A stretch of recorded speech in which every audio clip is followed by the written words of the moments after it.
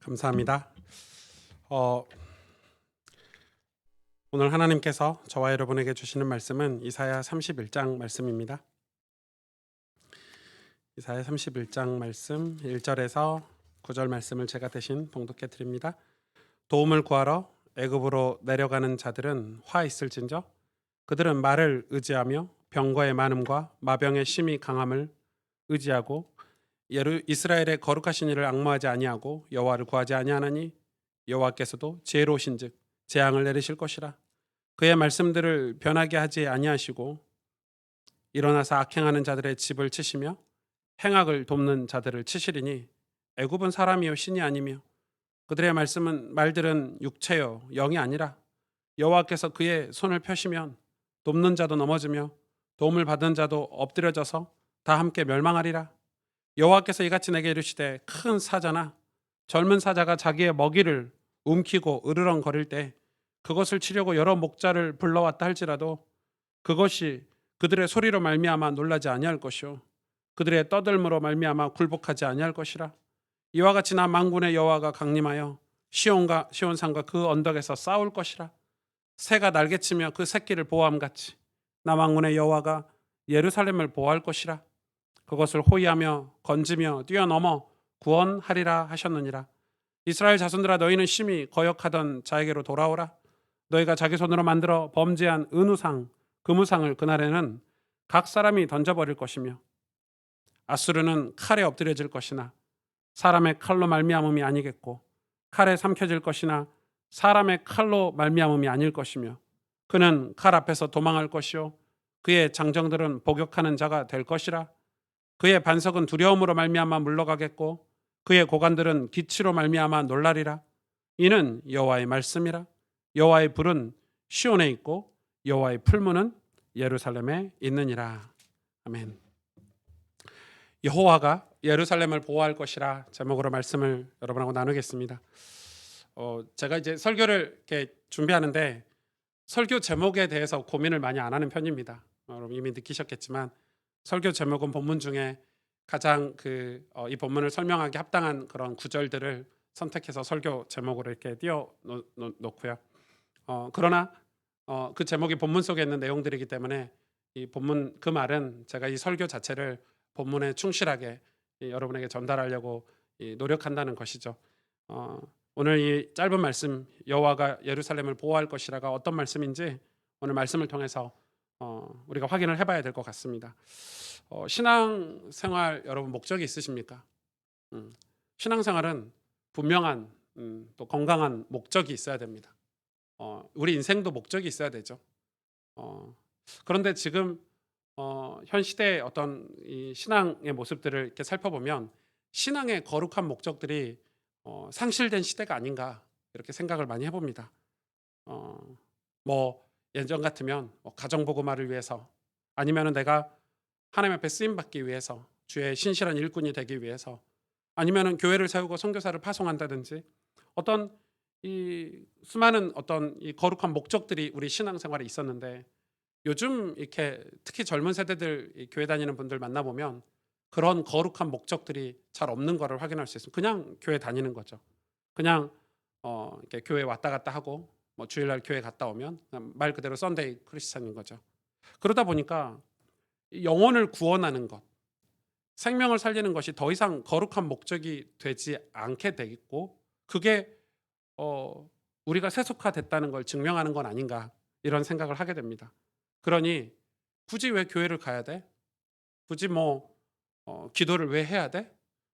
정확한 이유를 신앙생활의 이유들을 찾지 못해서 더 세속화가 되고 그런 모습들을 많이 보게 됩니다. 음. 여러분 앞으로는 더 어려운 시대가 올 거라고 생각이 듭니다. 이 조던 피터슨의 책 질서 너머에라는 책에 보면 또 그분의 여러 가지 책들을 보면 그런 내용들이 잘 이렇게 있긴 한데 앞으로는 좌우 이념 대립이라든지 뭐 민주화냐 산업화냐 이런 게 이제는 문제가 없는 그런 게 문제가 안 되는 시대가 올 거라고 이야기하고 있죠. 그래서 이제 젊은 세대들에게 실존의 문제를 가르쳐야 된다. 이런 세대가 올 거다. 왜냐하면 그런 것들이 분명하게 이 좌우 뭐 올바른 그름이 분명하게 구분되어 있는 시대가 아니라 정말 혼돈의 시대를 맞이하게 될 것이다. 이렇게 얘기를 하기 때문에 그렇습니다. 여러분 어제만 해도 이 우리나라에 자살한 숫자가 60명이 넘습니다. 여러분 이해가 안 가시겠지만 우리나라 하루 평균 자살하는 인원이 30명이 넘습니다. 에버리지가. 우리는 코로나로 이제 몇 명 죽는 것 때문에 두려워하고 뭐 몇백 명 코로나 걸린 것 때문에 두려워하지만 한 해 자살하는 인구가 하루에 30명이 넘습니다. 계산해 보십시오. 몇 명이 죽는지 자살로만. 그거는 언론에 다루면 난리 나겠죠. 사실 정치하시는 분들이 그런 문제를 해결해야 된다고 저는 생각합니다. 너무 많은 사람들이 어떤 희망이 없고 또 어떤 문제에 대해서 더 이상 해결책이 없어서 자기 생을 끊는 자살 인구가 어마어마합니다. 우리나라가 전 세계 자살 1위 국가입니다. 압도적인 1위 국가입니다. 2위와의 격차가 너무 큰.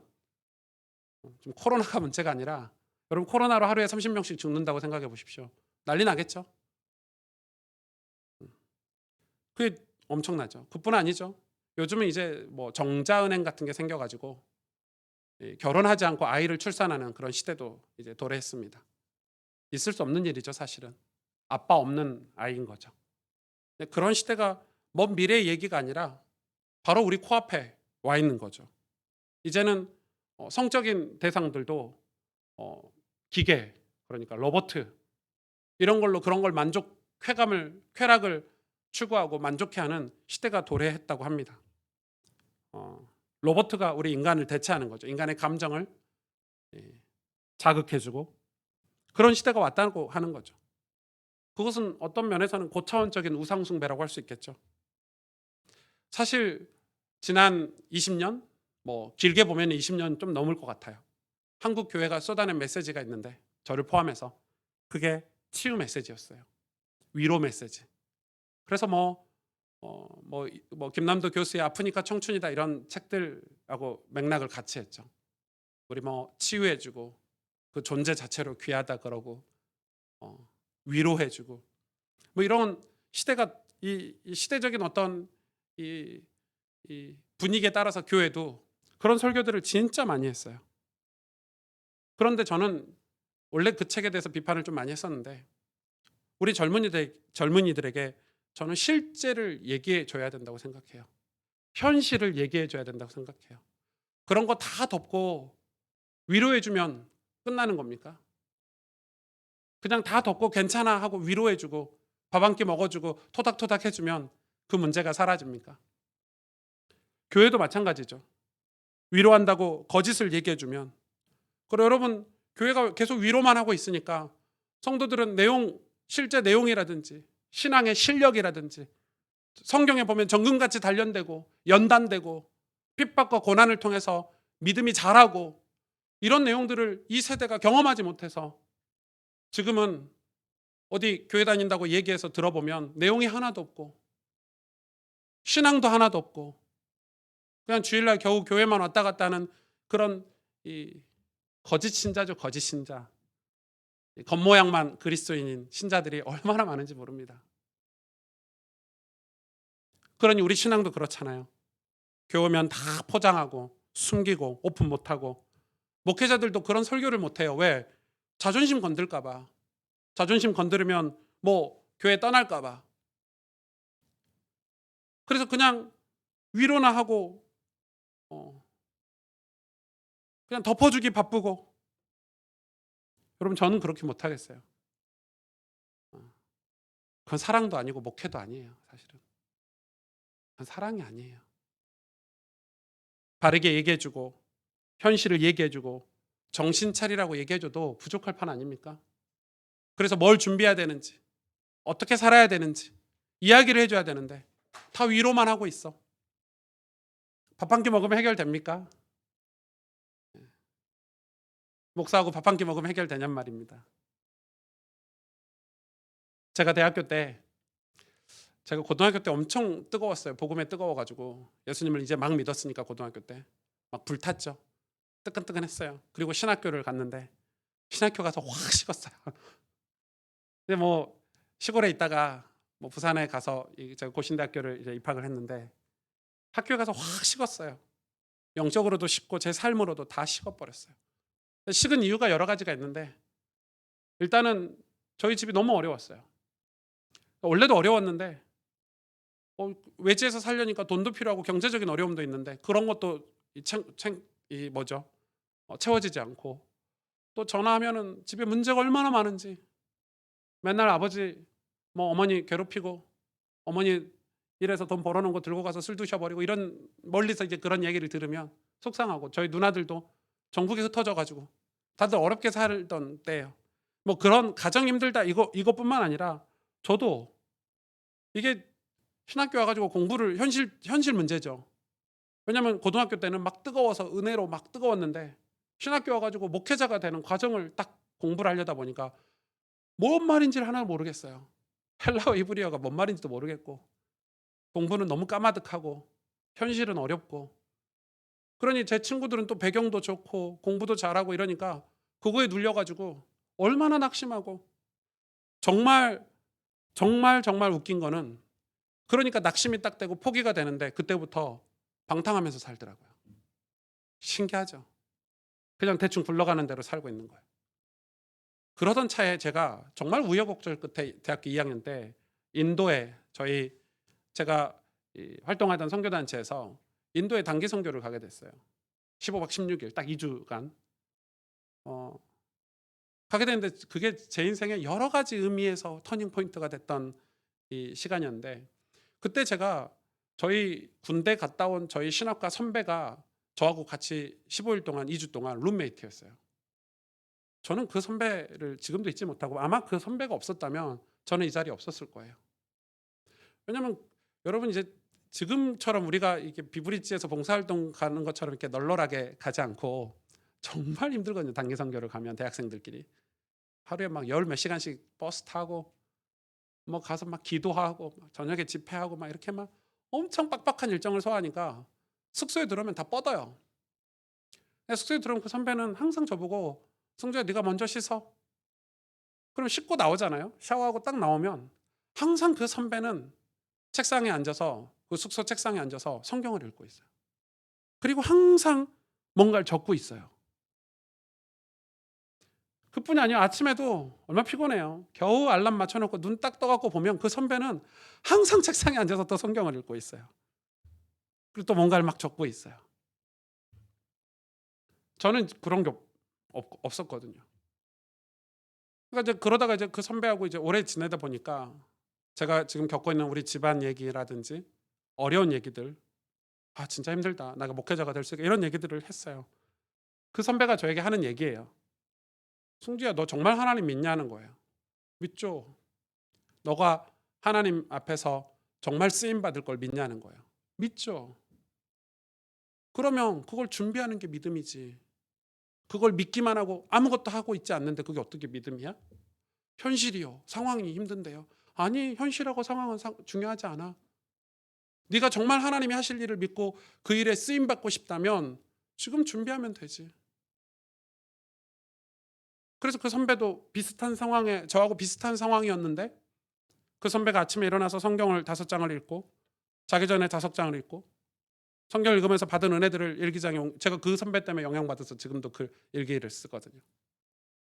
늘 일기를 쓰고 하루 일과를 체크하고 점검하고 구체적으로 자기가 오늘 하루 하나님 앞에서 어떻게 살았는지를 정리하고 이런 삶을 계속 살아가는 거예요. 지금 되게 훌륭한 목회자가 돼 있거든요.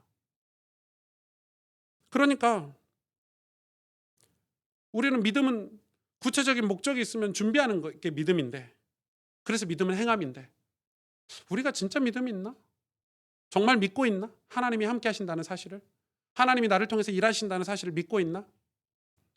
잠언 19장 3절에 사람이 미련함으로 자기 길을 굽게 하고 사람이 미련해서 자기 길을 반듯한 길을 자기가 굳게 해놓고 마음으로는 누굴 원망해요? 여호와를 원망하느니라. 잠언 14장 27절에 반대의 말씀이에요. 여호와를 경외하는 것은 생명의 샘이니 뭐라고요? 사망의 그늘에서 벗어나게 한대요. 사망의 그늘에서 벗어나게 한대요. 우리는 지금 어떻게 살아갈 것인가? 어떤 목적을 가지고 살 것인가? 신앙도 마찬가지예요. 우리의 모습을 숨기는 게 아니라 지금 진짜 어려운 시기라고 하잖아요. 코로나 때문에. 뭐 코로나가 아니더라도 되게 어렵다고 해요. 사실 이런 게 있어요. 아무리 열심히 일을 해도 먹고 살기가 힘들다면 그건 국가의 구조적인 문제일 수 있어요. 아무리 열심히 밤낮 쉬지도 않고 새벽부터 저녁까지 일을 했는데 뭔가 이 목적 이룰 수가 없는, 내 꿈을 이룰 수 없다. 그거는 국가의 구조적인 문제가 있을 수 있어요. 근데 그런 걸 떠나서라도 지금 되게 어려운 시기라고 하는데, 그렇다고 해서 어려운 시기니까 우리도 같이 포기하고 우리도 대충 굴러가는 대로 살고 어려운 시기니까 우리도 그냥 방탕하게 살자, 그건가요? 아니잖아요. 그래서 위로해 주면 되나요? 치유해 주면 되나요? 부모님 때문에. 저는 진짜 그게 많았거든요. 여러분, 저는 대학교 4년 학비를 부모님께 받아본 적이 없어요. 옛날 얘기 하지 마세요, 목사님. 그 말이 아니라 정말 어려웠어요. 저는 아버지하고 손잡고 버스 타고 어디 여행을 단 한 번도 가본 적이 없어요. 단 한 번도 아버지 손잡고 아버지가 저에게 다정하게 해주신 적이 없어요. 그래서 저는 지금 좋은 아빠가 되려고, 좋은 남편이 되려고 진짜 노력하는 거예요. 근데 우리는 그거에 함몰돼서 목적이 없으니까 뭐라고 얘기하죠? 우린 그냥 인생 굴러가는 데 살아야 되나요? 아니잖아요. 우리는 지금이 어려울 때 우리를 위로해서 그 위로로 우리를 덮을 게 아니라, 치유라는 이름으로 우리를 뭐 이렇게 보호해주고 이게 아니라 우리의 모습을 냉정하게 오픈해서 함께 이 문제를, 실존적인 문제를 풀어가야 된다고 생각해요. 그래서 어려운 시기를 지나서 성장할 수 있고 조금 더 희망적인 미래를 맞이할 수 있어야 되는데, 우리는 뭐 그렇게 체면이 중요하고 자존심이 중요한지 그걸 오픈하고 점검할 수 없. 신앙이 그러면 어떻게 되죠? 겉은 좋은 옷을 입고 있는데 속은 다 골마 터져 있는 거예요. 제가 분당 우리 교회 이찬수 목사님을 자주 거론하잖아요. 저하고 아무 상관없는 목사님이에요. 그런데 제가 왜 그분을 자주 거론하냐면, 한국 교회 대형 목사님들 중에 이렇게 행동하는 분을 저는 본 적이 없어요. 지금 그 어마어마한 대형 교회를 30개, 근데 30명에 한 명의 목사님이 누락돼가지고 29개로 분리해도 뭐 한 교회가 2,000명, 3,000명이니까 이 29개로 교회를 분립하고 독립시키죠. 그것도 놀라운데 그렇게 하신 목적이 있어요. 자기가 진짜 해야 될 게, 그리고 본인은 목회를 은퇴하냐? 아니에요. 저 가평인지 양평인지 거기에 어마어마한 땅을 기부를 했어요.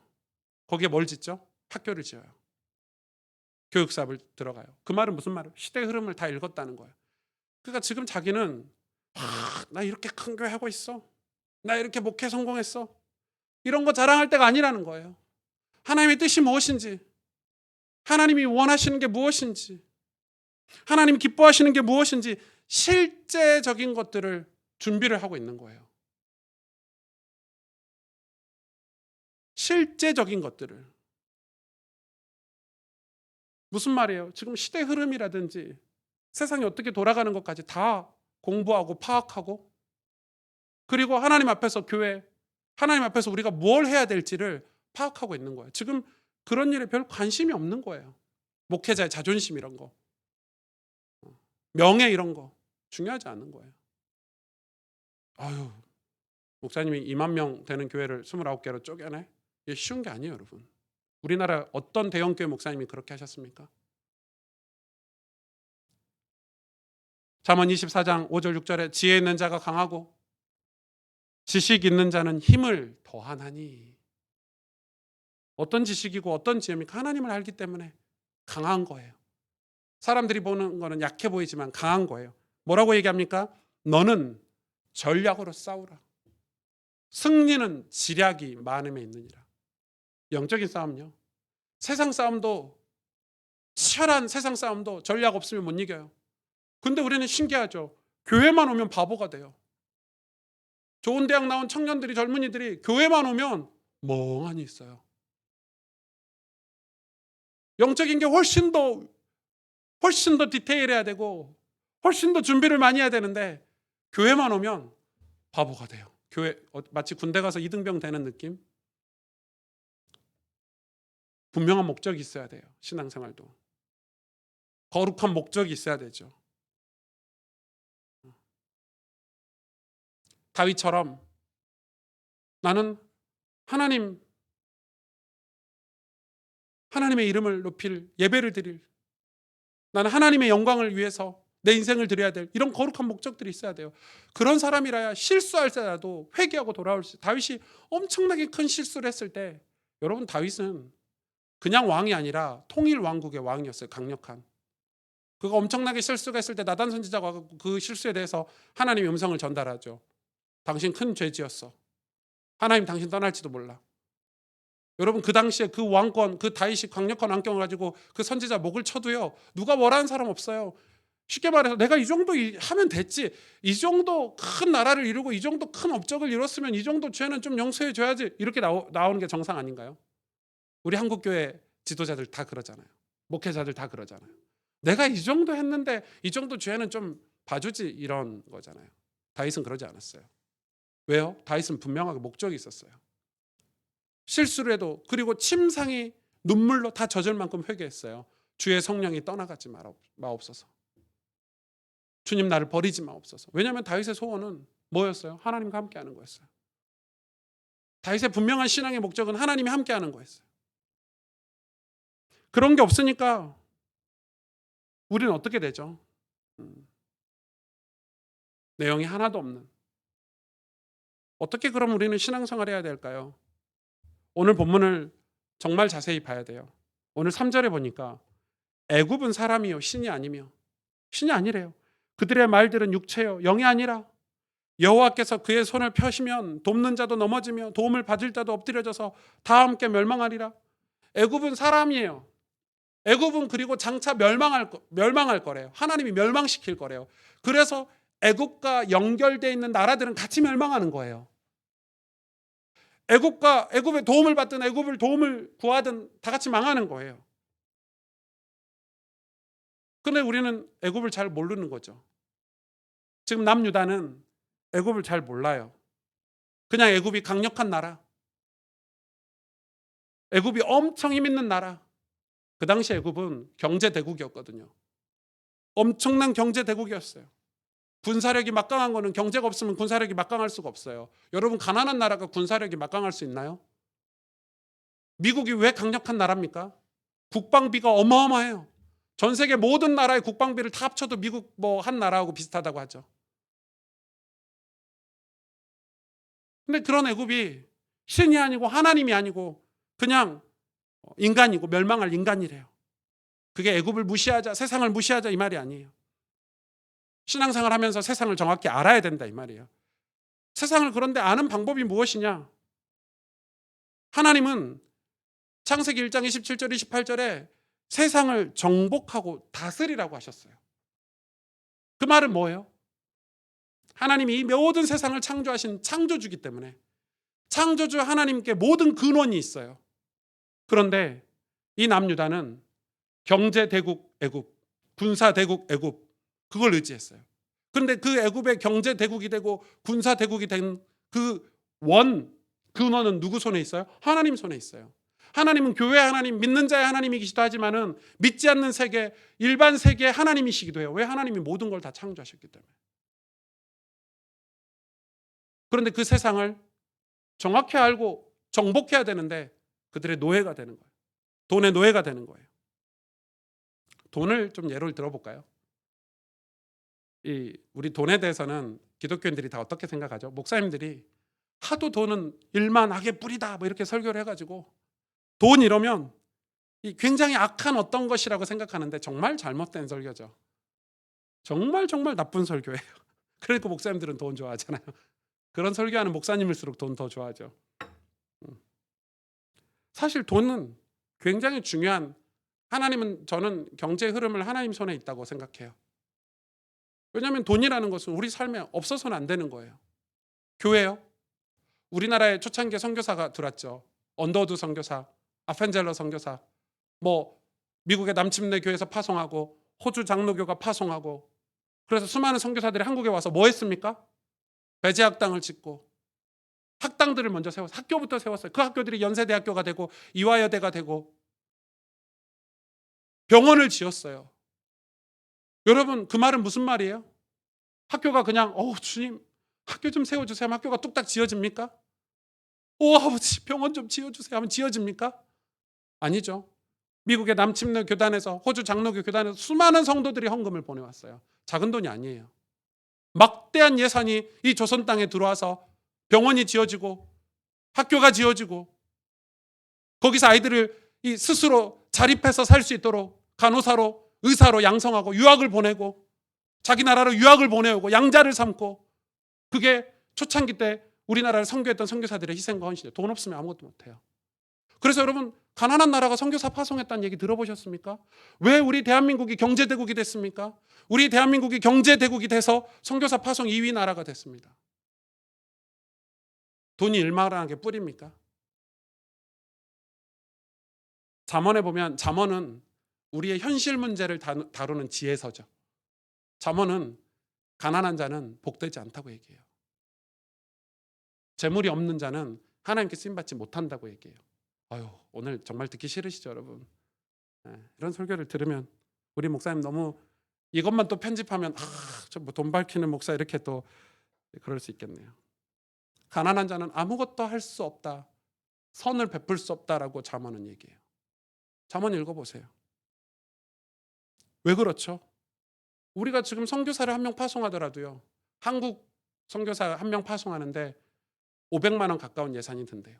그럴 수 있죠. 우리 대신 오지에 가서 선교를 하니까 그들의 가정을 책임져야 되고 그들의 자녀들 교육을 책임져야 되고, 다행히 우리는 현지인 따로 목사님을 선교사로 한 달에 30만 원만 보내면 되는 현지인 선교사를 우리가 풀타임 선교사로 모시고 있어서 부끄럽죠.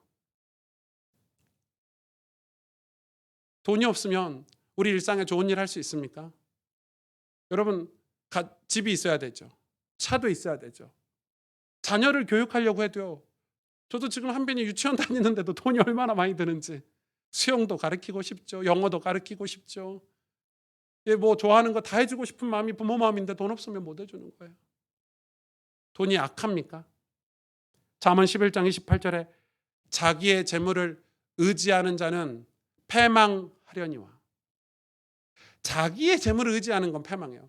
진짜 멋있는 말이에요. 의인은 푸른 잎사귀 같아서 번성하리라. 무슨 말이에요? 이 재물이 누구 거라고요? 하나님 거라고요. 하나님께 가면 다 있는 거예요. 그런데 애굽에 가서 재물을 의지해요. 그들의 노예가 되는 거예요. 하나님은 세상을 정복하고 다스리라고 했는데 세상에 속하여 살라고 하지 않으셨거든요. 그런데 지금 남유다는 이 애굽의 강력한 이 군대, 재물 보실래요? 이사야서 31장 1절 2절에 그거에 대해서 정확하게 증명하고 있어요. 도움을 구하러 애굽으로 내려가는 자들은 화 있을진저. 그들은 말을 의지하며 병거의 많음과 마병의 심히 강함을 의지하고, 애굽이 지금 경제대국, 군사대국이 된 거예요. 돈이 엄청 많은 거죠. 이스라엘의 거룩하신 이를 앙모하지 아니하니. 그 무슨 말이에요? 하나님을 바라보지 않았다는 말은 여호와를 구하지 아니하나니. 2절에 보니까 여호와께서도 지혜로우신즉 재앙을 내리실 것이라. 그의 말씀들은 변하지 아니하시고 일어나서 악행하는 자들의 집을 치시며 행악을 돕는 자들을 치시리니. 자기의 재물을 의지해서 그 재물로 악한 일을 하기 때문에.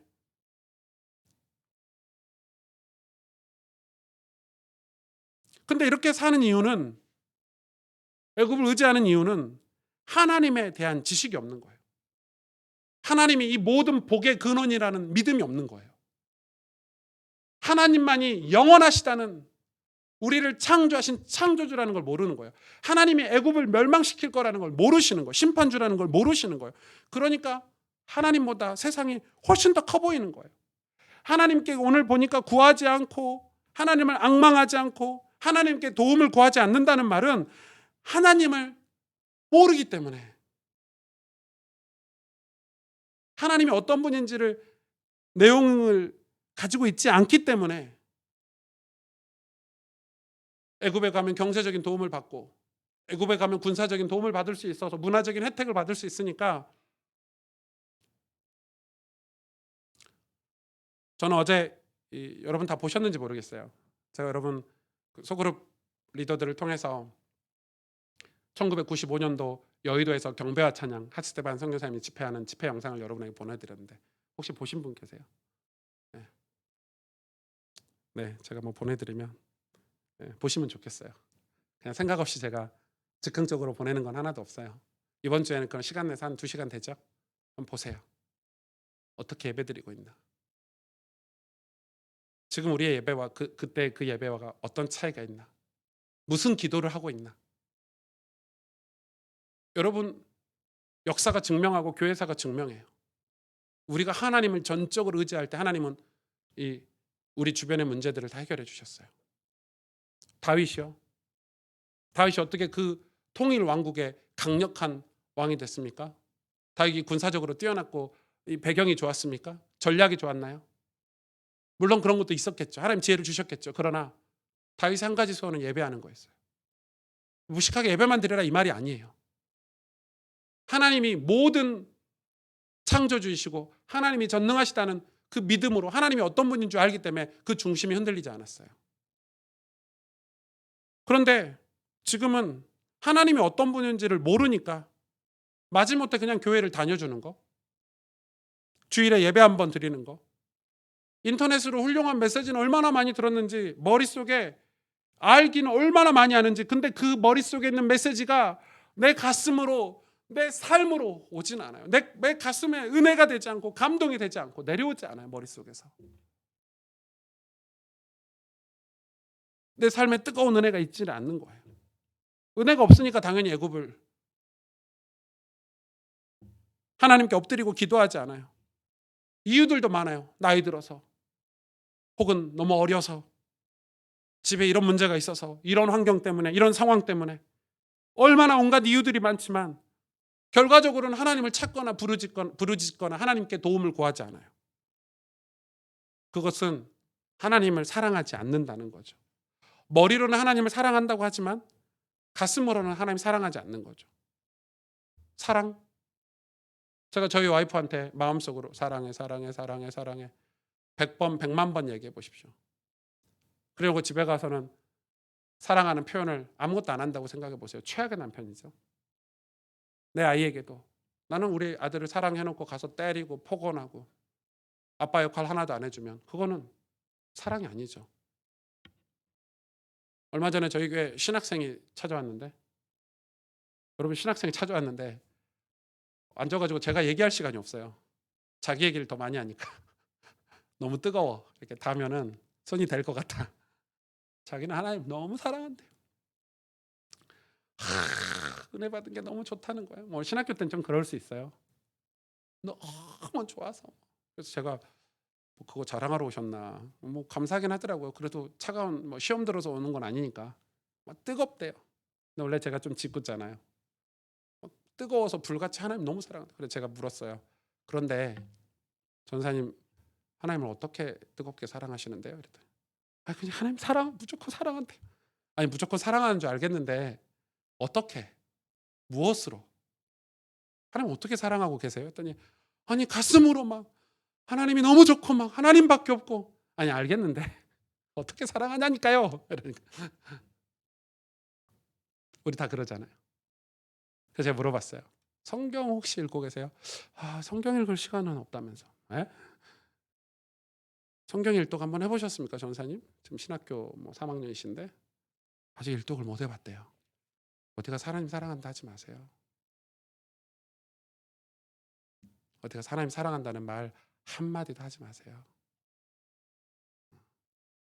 부끄러운 거죠. 내용이 하나도 없어요. 그러니까 식어버려요. 자기 길을 굳게 하고 하나님 원망해요. 나중에 나 하나님 이렇게 사랑했는데 언제 사랑했냐는 거야. 하나님이 너 나 언제 사랑했는데, 너 나 언제 좋아했는데. 사랑했다니까요. 언제? 무엇으로? 내용이 하나도 없는 거예요. 내가 좋아하는 거, 내가 원해서 사랑하잖아요. 그거 아니고 하나님이 좋아하시는 거, 하나님이 기뻐하시는 거, 그거 준비하는 게 사랑 아닌가요? 그렇죠? 이번에 새 모녀를 죽인 그 남자 보세요. 사랑해서 죽였대. 사랑했는데 내 사랑을 안 받아줘서 죽였대. 집착해가지고. 미친놈이죠? 그런 애들은 한 200만 년 때려야 돼요. 감옥에서 아무리 착해도 모범수로 있어도 못 나오도록.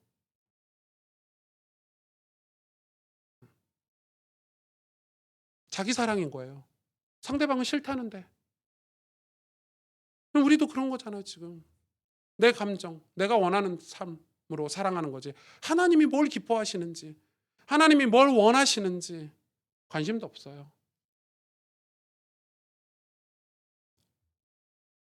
그런 하나님이 진짜 하나님을 사랑해서 남아있는 남은 자, 그게 누구예요? 학사 에스라, 느헤미야. 오늘 이 선지자인 이사야 같은 선지자, 이런 선지자들 때문에 예루살렘을 보호하신대요. 보실래요? 4절에서 9절 말씀인데, 4절에 여호와께서 이같이 내게 이르시되 큰 사자나 젊은 사자가 자기의 먹이를 움키고 으르렁거릴 때 그것을 치려고 여러 목자를 불러왔다 할지라도, 무슨 말이에요? 젊은 사자가 자기 새끼를 주려고 음식을 움켜잡잖아요. 사자는 최고잖아요. 동물의 왕이잖아요. 그걸 움키고 있는데 여러 목자, 다른 누가 와도 사자 귀에는 안 들리는 거예요. 놀라지 않는 거예요. 이거 절대 빼앗기지 않는 거예요. 이거 내 새끼들 먹여야 되는데, 사자가 한번 움켜진 그 음식들은, 먹이든 절대 뺏기지 않아요. 그 누가 와도. 하나님이 그렇게 시온 산과 그 언덕에서 우리를 위해서 싸워주신대요. 5절 보세요. 새가 날개치며 그 새끼를 보호함 같이. 새가 둥지에서 누가 자기 새끼를 잡아가려고 하면 새가 날개치면서 보호하겠죠, 자기 새끼를. 그런 것처럼 나 만군의 여호와가 예루살렘을 보호할 것이라. 만군의 여호와가 예루살렘을 보호할 것이라. 그러면서 6절 보세요. 이스라엘 자손들아, 너희는 심히 거역하던 자에게로 돌아오라. 하나님께 돌아오라는 거예요. 하나님을 거역했는데 돌아오라는 거예요. 7절에 그냥 돌아오라고 안 하셨어요. 자기 손으로 만들어 범죄한 은우상, 금우상을 던져버려라. 8절에 아수르는 칼에 엎드려질 것이나 사람의 칼에 말미암음이 아니겠고. 하나님이 아수르, 애굽 다 멸망시키는데 사람의 칼로 멸망당하지만 하나님이 하신다 이 말이에요. 그러면서 9절에 그의 반석은 두려움으로 말미암아 물러가겠고 그의 고관들은 기치로 말미암아 놀라리라. 왜 놀랍니까? 고관들이, 정치인들이. 이스라엘이 남유다가 포로로 끌려갔는데 누구 때문에 다시 성전이 회복됐죠? 누구 때문에 다시 회복됐죠? 느헤미야 같은, 학사 에스라 같은 남은 자, 하나님을 사랑하는 자, 하나님을 전적으로 의지하는 자들 때문에 남유다는 다시 회복할 수 있고 버틸 수 있는 거예요. 여호와의 말씀이라. 여호와의 불은 시온에 있고 여호와의 풀무는 예루살렘에 있느니라. 하나님의 불이 예루살렘에 그대로 있대요. 누구 때문에요? 기도하는 소수, 진짜 하나님을 의지하고 전적으로 의지하는 소수 때문에. 하나님은 예루살렘을 보호해요. 즉 지금으로 설명을 하자면 교회와 구원을 보호하시는 분이세요. 하나님은 구원을 보호하세요. 하나님은 교회를 보호하세요. 하나님은 쉽게 말하면 복음을 보호하세요. 그래서 로마서 16장에 감춰진 복음이라고 그랬죠. 이 말은 무슨 말이냐면, 교회가, 성도들이 은혜를 못 받고 있어, 성도들이 교회에 이상한 사람들이 모여 있어, 그러면 복음을 감춰버리세요. 구원을 감춰버리신다니까요. 하나님 그걸 보호하셔야 되니까. 사기꾼들이 있으면 하나님 그걸 감춰버리신다고요. 은혜 못 받고 주님을 의지하지 않고 자기의 재물을 의지하는 북이스라엘과 같은 그런 완전 타락한 백성들만 있으면 하나님 거기서 뭘 감춰버리세요? 구원을 감춰버리세요. 불을 딴 곳에 옮기시는 거예요. 왜? 복음을 보호해야 되잖아요. 구원을 보호해야 되잖아요. 반대로 얘기하면 주님을 사랑하고 복음을 사랑하면 복음을 바로 드러내세요. 감춰진 복음을. 그래서 남은 자들이 은우상을 버리고 금우상을 버리고 하나님을 전적으로 의지했더니 하나님이 그 사자가 먹이를 움켜쥔 것처럼 싸우시고, 새가 자기 새끼를 보호하기 위해서 날개치며 새끼를 보호하듯이 예루살렘을 보호하신대요. 우리가 하나님께 은혜를 받으면, 하나님을 의지하면 하나님 우리를 보호하신대요. 걱정하지 말라는 거예요. 먹고 살 거 걱정하지 말라는 거예요. 아수르, 바벨론, 애굽 걱정하지 말라는 거예요. 우리가 하나님을 정말 의지하면 하나님 우리 대신 싸우신다는 거예요. 그게 교회사 역사에 나와 있고. 그런데 우리는 그 하나님 잘 모르는 거죠. 오히려 기도하는 사람들을 바보 취급하고, 은혜 받는 사람들은 힘없는 사람 취급하고. 저는 교회가 실력이 있어야 된다고 생각해요. 신앙도 내용을 갖추고 신령을 갖춰야 돼요. 그래서 그 소수가 정말 실력을 갖출 때 그게 전체로 퍼져가고 전체를 보호할 수 있어요. 집에도 기도하는 사람이 한 명은 있어야 돼요. 엄마가 기도하든 아빠가 기도하든 한 명은 정신 차리고 있어야 돼요. 그래야 자녀들이 안 망해요. 한 명이라도 실력을 가지고 있어야 돼요. 내용을 가지고 있어야 돼요. 여러분, 그게 뭡니까? 세상도 성공하려면 길이라는 게 있어요. 성공자의 길이라는 게 있고, 부자가 되려고 해도 길이라는 게 있어요. 여러분, 가난한 사람이 맨날 흥청망청 먹고 맨날 돈을 흥청망청 쓰면은 절대 가난해서 못 벗어나요. 아껴 쓰고 목표가 있어야 돼요. 뚜렷한 목표가 있고 내가 어떻게 경제 이 저축을 하고 그런 계획이 있어야 가난해서 벗어날 수 있어요. 다 길이라는 게 있어요.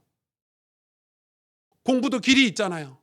내가 무슨 직업을 갖기 위해서는 전부 라인이 있고 길이 있어요. 신앙도 길이 있어요. 하나님도 길을 만들어 놓으셨어요. 그 길로 가야 목적지, 그 올바른 목적지에 도착할 수 있어요. 근데 그 길이 뭡니까? 성경은 하나님이 함께 하시는 길이래요. 그 길을 벗어나서는 하나님이 함께 하시지 않는다는 거예요. 그 길을 벗어나면 하나님이 보호해 주시지 않는다는 거예요. 어떤 길입니까? 디모데전서 4장 6절 16절, 뭐 시간이 없으니까 다 읽지는 않겠지만 6절에 보니까 내가 이것으로 형제를 깨우치면 그리스도 예수의 좋은 일꾼이 돼요. 좋은 일꾼이 되래요. 그런데 보세요. 믿음의 말씀과 내가 따르는 좋은 교훈으로 양육을 받으리라. 망령되고 허탄한 신화를 버리고 경건에 이르도록 내 자신을 연단하라. 8절에 육체 연단은 약간의 유익이 있으나 경건은 범사에 유익하니 금생 이생과 내생에도 이 땅에서도 죽고 나서도 뭐가 있다고요? 약속이 있느니라. 우리 한국은 너무 칼빈주의를 맹신해가지고, 저도 칼빈주의 신학을 공부했지만 너무 칼빈주의에 완전히 현혹돼가지고, 칼빈이 사람인데 아무것도 안 해요. 가만히 있으면 하나님 역사하신대. 물론 제가 신학적으로 칼빈주의가 틀렸다는 말이 아니에요. 완벽한데, 완전한데, 그나마 신학 중에 가장 좋은 신학인데, 그런데 그게 잘못 오용이 돼서 교회만 오면 가만히 있으라는 거예요. 노력 안 해도 된대요. 기도 안 해도 된대요. 아무것도 안 해도 된대요. 근데 성경은, 여러분 성경 읽어보세요. 성경 읽으면 알미니안주가 다 맞아요. 뭐라고 얘기합니까? 연단하래요. 자신을 경건에 들어 연단하래요. 망령되고 허탄한 신화를 버리기 위해서 좋은 교훈으로, 말씀으로 양육받으래요. 육체 연단은 약간의 유익이 있지만 경건은, 영적인 연단은 이생과 내생에 유익하대요. 약속이 있대요. 신앙생활에 길이 있는데 그 길이 뭡니까? 경건이라는 길이에요. 한국의 잘못된 싸구려 복음주의자들이 경건을 율법 취급해버렸어요. 율법이 나쁜 게 아니에요. 율법은 믿지 않는 자들, 범죄자들, 죄인들에게 율법은 그들이 죄라는 걸 드러내는 거라면 그 죄인들이 하나님 앞에 돌아와서 하나님을 사랑하는 삶이 경건인데, 이 경건을 복음주의자들이 이상한 거 취급해버렸어요. 그래서 여러분, 지금 한국교회 경건이 다 사라졌어요. 경건이 다 사라졌다니까요. 성경은 뭐라고 얘기합니까? 경건을 훈련받으래요. 경건을 준비하래요. 그 경건이 우리가 엄청난 기독교의 신앙생활의 무기가 될 거래요. 우리를 보호해주는 보호가 될 거래요. 경건이. 앞으로 미래에는 이런 교회가 이런 경건을 갖추지 못하면 진짜 삽시간에 무너질 거예요. 엄청난 시대가 몰려오겠죠. 경건은 좋은 일꾼이 되기 위해서 필요한 길이에요. 그래서 말씀과 좋은 교훈으로 양육받으래요. 그래서 경건하기 위해서 우리가 성경을 읽고 기도 생활을 하고 이게 다 경건이거든요. 언어를 바꾸고 행동을 바꾸고 그리고 신앙 서적을 읽고 다 경건을 위해서 묵상하고 이런 게 다 경건이에요. 그걸 연단하래요. 왜? 경건이 쉽지 않다는 거예요. 그걸 취하기가 내 것으로 만들기가 어렵다는 거예요. 여러분 그렇잖아요. 왜 그 말을 써있죠? 디모데전서 6장 11절부터 써있어요. 오직 너 하나님의 사람은 이것들을 피하고 의와 경건과 믿음과 사랑과 인내와 온유를 따르며 믿음의 선한 싸움을 싸우라. 뭐라고 얘기합니까? 영생을 취하라. 구원을 취하래요. 우린 구원 가만히 있으면 받는다고 배웠는데 구원을 취하래요. 싸워서 얻으래요. 천국은 뭐 하는 자의 것이라고요? 침노하는 자의 것이래요. 먼저 쟁취하는 자의 것이래요.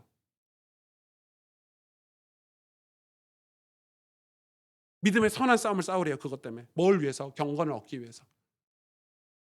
제가 요즘 토요일 날 아침이면 저희 아들 수영장 데려다주고 데리고 오고 이게 일인데 그런 거라도 해야죠. 가면 이제 수영을 1시간 하는데 그거 지켜보고 있거든요. 유리문에 이렇게. 처음에 가면 한빈이가 물이 무서운 거죠. 잠수하라면은 본인은 3초 잠수를 했대. 근데 제가 볼 때는 밖에서 볼 때는 눈까지 안 가. 이거예요. 이거 물이 무서운 거지. 이거. 그러니까 저보고는 3초 잠수를 했다는 거야. 야, 너 눈도 안 들어갔어 물속에 했더니 자기는 했다고 빡빡 우겨. 한 2달 했나요 지금 수영을? 지금은 바닥에 동전 같은 거 이렇게 던져놓고 그거 짚고 올라와요. 뭐가 필요해요? 지금은 무조건 수영 가져요. 무조건 수영이 최고야. 집에서 욕조에 물 받아놓고 맨날 잠수해. 그만 좀 물값 아까워. 스트레스 너무 많이 나와 한빈아 너 때문에. 무슨 말이에요? 경건 쉽게 내 것이 되나요? 포기하지 마세요. 하고 또 하고 또 하고. 기독교인들이 실력이 없어요. 세상 돌아가는 거 공부하셔요. 공부해야 돼요. 되는 대로 막 사는 게 기독교인이 아니에요. 준비해야 돼요. 하나님이 어떤 일을 우리 인생에 펼치실지, 하나님 뜻이 무엇인지 알아야 될 거 아닙니까? 그래서 우리가 성경을 읽는 거예요. 그것 때문에 누굴 보내셨습니까? 보혜사. 우리를 보호해 주시고 은혜 주시고 가르치시는 분을 보냈잖아요. 성령의 교제가 무엇입니까? 성령의 교제가 성경이에요. 좋은 교사와 좋은 교제를 우리에게 주셨어요. 싸움을 하는 거예요. 싸움은 전략도 필요하고 훈련도 필요하잖아요. 구원받기 위해서. 믿음의 선한 싸움을 싸우래요. 디모데후서 2장 1절에 13절 너무 잘 아시죠? 내 아들아, 그러므로 너는 그리스도 예수 안에 있는 은혜 가운데 강하래요. 그냥 강해집니까? 가만히 있으면 강해집니까, 여러분? 은혜 속에서 그냥 가만히 있으면 주일날 교회 한번 갔다 오면 막 근육이 생기고 멘탈이 강해지고 그렇습니까? 어디 그런 법이 어디 있습니까? 하나님이 그렇게 창조하신 세계가 어디 있습니까? 하다못해 근육이 생기려면 러닝이라도 해야 되고 헬스장이라도 끊어가지고 운동이라도 해야 근육이 생기는 거지. 내 마음대로 내 뜻대로 내 먹고 싶은 거 다 먹으면서 어찌 강해질 수가 있겠습니까? 어찌 전쟁에서 승리할 수 있겠습니까? 근데 희한하죠. 영적인 거 성경은 이야기하고 있는 거예요. 왜 강해야 되냐? 은혜 속에서 내가 많은 증인 앞에서 내게 들은 바를 충성된 사람에게 부탁하기 위해서, 사람들을 가르치기 위해서, 우리가 분명한 신앙의 목적, 주의 복음을 전하기 위해서 우리 보고 강해지래요. 근데 그 강해지는 거를 디테일하게 설명해 놨어요. 3절에 너는 그리스도 예수의 좋은 병사로 나와 함께 고난을 받을지니라. 왜 군사는 고난을 받습니까? 남자들은 금방 이해할 거예요. 논산훈련소. 고난 안 받으면 좋은 군사 못 돼요. 훈련 안 하면 좋은 군사 못 돼요. 금방 오죠. 논산훈련소. 고난이잖아요. 언제 끝나나. 하루가 언제 지나가나. 괴로워요. 그런데 훈련소 지나고 나면 몸에 근육도 붙고 총도 쏠 줄 알고 체력도 붙고 신기하죠. 뭐라고 얘기합니까? 경계하는 자가 법대로 경계하지 아니하면 승리관의 관을 얻지 못할 것이다 그래요. 법대로 경계하는 룰을 다 배워요. 하나님의 법칙, 하나님 나라의 법칙을 다 배우는 거예요. 수고하는 농부가 먼저 곡식을 받는 것이 마땅하니라. 수고하지 않으면 곡식을 얻질 못해요. 여러분, 오랜 세월, 엄격한 훈련, 엄격한 규칙으로 뭐가 생기냐면 경건이라는 게 생겨야 돼요. 어찌 경건이 율법입니까? 복음은 율법이 없으면 복음의 역할을 못합니다. 복음은 복음을 살아낼, 복음을 담을 경건이라는 그릇이 없으면 복음은 아무런 영향력을 발휘하지 못합니다. 지금 우리는 가장 어려운 시기를 산다고 얘기합니다. 그러나 그래서 힘들다, 힘들지, 어렵지 이게 아니라 우리는 가장 성장할 수 있는 기회로 삼아야 된다고 저는 생각해요. 제가 뭐 긍정주의 이런 사람이 아니에요. 제가 대학교 때 그 선배를 만나지 않았다면 저는 저희 아버지처럼 지금 살고 있을지도 몰라요. 끔찍하죠. 불평하고 사회 불평하고 뭐 부모님 원망하고 신세 한탄하고 살고 있을지 몰라요. 저는 그 선배 만나고 좋은 교수님 밑에서 신학을 공부하면서 완전 딴 사람이 됐거든요. 여러분, 그때부터 저는 단 하루도 일기를 안 쓰고 지나가지 않아요. 지금도 매일 성경을 읽어요. 그게 자랑이 아니라 그게 경건이 된 거예요. 경건은 우리를 보호해줘요. 내 가족을 보호해줘요. 내 인생을 보호해준다니까요. 그리고 무기가 돼요. 제가 복음을 얘기할 때, 내 안에 계신 예수님을 소개할 때 경건은 엄청난 뭐가 되죠? 지혜가 돼요. 하나님은 예루살렘을 보호하신대요. 왜 보호하시죠? 예루살렘 누가 있었죠? 보호할 만한, 보호를 받을 만한 남은 자들이 예루살렘에 있었어요. 이사야, 예레미야, 느헤미야. 이해 가시죠? 하나님이 당신의 새끼들, 자기만 바라보고 있는 새끼들이 그 둥지 안에, 예루살렘 안에, 시온성 안에 있었던 거예요. 기도의 사람들이 기도의 불을 끄지 않고 있었던 거예요. 그래서 하나님이 그 불을 끄지 않겠대요.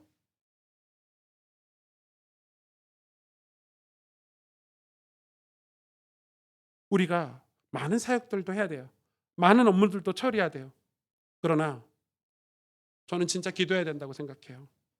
우리 자녀들이 방탕하면서 돌아와서 다시 주님 앞에서 경외하고 주님을 경배하고,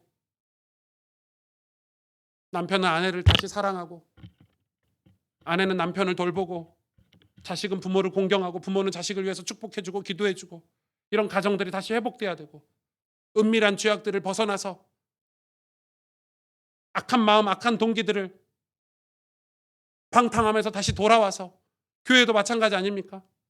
교회도 다시 하나님 앞에 하나님의 교회를 세우기 위해서 하나님의 뜻이 무엇인지를 찾고, 우리만 잘 먹고 잘 사는 게 아니라 선교지에, 복음이 없는 곳에, 배고픈 곳에 복음을 전하기 위해서 우리는 어떤 삶을 살아야 되는지 구체적으로 다음 시대를 준비하고,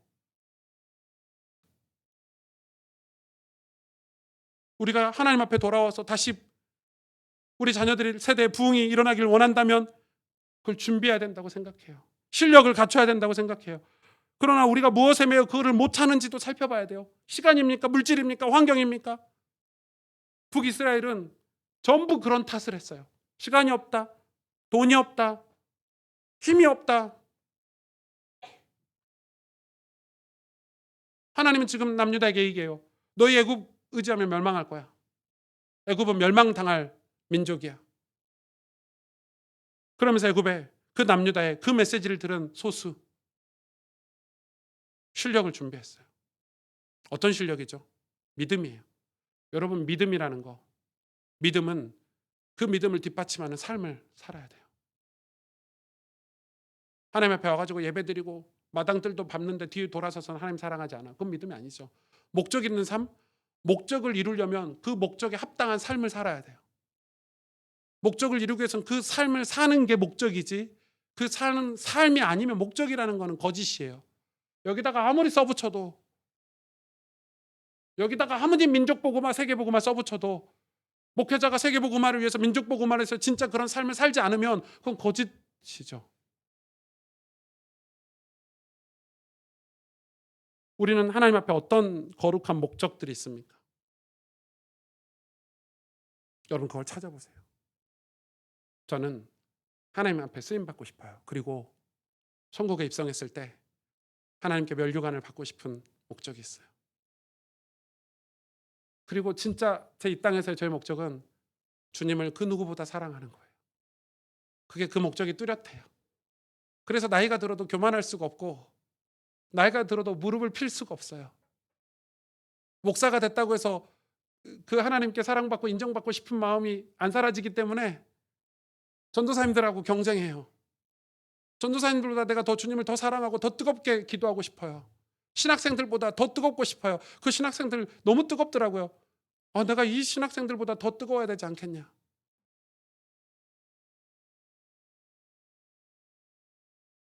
어려운 시기지만 오히려 우리의 신앙을 바로 세우고 하나님께 쓰임받기 위해서 갱신하고 도전할 수 있는 어려운 시기라고 저들처럼 대충 굴러가는 대로 신앙생활하지 않고 정확하게 신앙생활의 건강한 거룩한 목적을 하나님 앞에 발견하고 구체적인 준비를 해서 주님이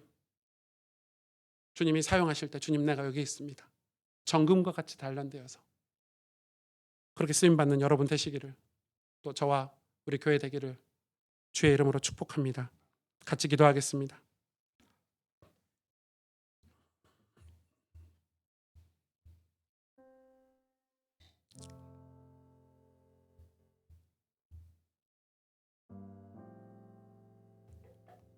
신앙생활이 너무 막연한 거예요. 요즘 기독교인 교회 다니는 분들 이렇게 만나보면 진짜 우리가 하나님 사랑하고 있나?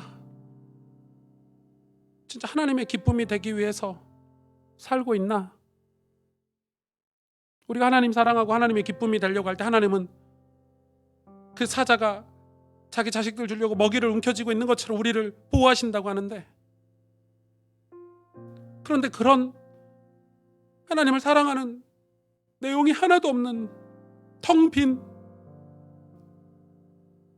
우리의 마음들, 우리의 영혼들을 볼 때 얼마나 하나님이 슬퍼하실까? 우리가 다시 하나님의 보호 속에 있기를 원해요. 하나님이 우리를 보호하실 수 있는 신앙의 내용이 있기를 원해요. 하나님이 다시 우리 교회를 보호하시고 우리의 은혜를 보호하시고 우리가 붙잡은 구원의 길, 축복의 길을 하나님이 보호하시길 원해요. 우리가 하나님이 함께 하시는 그 길에 있기를 원해요. 궤도를 이탈했다면 다시 그 길로 돌아오기를 원합니다. 부흥하는 길에 있기를 원해요. 다시 주님의 기쁨이 되는 그 길에 우리가 있기를 원해요.